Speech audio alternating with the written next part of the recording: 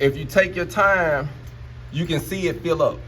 So if you look at this well here, if you just look at the slag is the same size. You don't see it big here, a little here. So that gives you a good evidence that I was doing good travel speed. The same travel speed, what my guy said. So that lets you know that I had good travel speed when it came to that. And all of it turned out the same.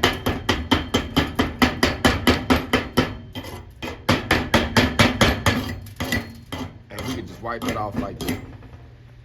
So fam, as you learn the flux core, just take your time.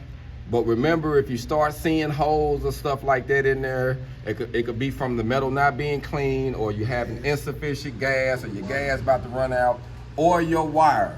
So if you're using old wire on dual shield, it can suck up the moisture from the area. So if you pick up an old roll that's been out 3-4 months in the shop, and you say, I'm gonna put it in the new welder and put some more gas on it, 9 times out of 10, that wire gonna have some problems in it here and there because it's been sucking up moisture. So if you're learning, there's nothing wrong with it. That way you will know if you just, hey, that's all I got. But once you're, if you got the opportunity to start off correctly, just open up a new box of wire, start off fresh, fam, and that way you can see the process. But if it's an old wire, you're gonna have a couple errors, so don't worry about that.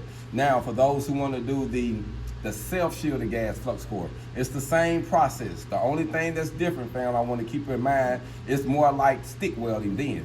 You know how when you're doing the 60-10, you gotta do the circles, or you gotta do back and forth. Now, when you're using the self-shield without the gas, you got to do the manipulation, back and forth or circles. That's the only way you're gonna get the weld to perform the correct way. Now, it's the same way with MIG, with hardwire MIG. You know how when you're using regular MIG, you got to do circles or back and forth. That's when you're going to get back into the manipulating the puddle. But on flux core, you can literally stick it in there, go 90 up, side, down, overhead. You just run it, and it just lay in there like a 70-18 rod, fam. So I just want to give y'all some pointers.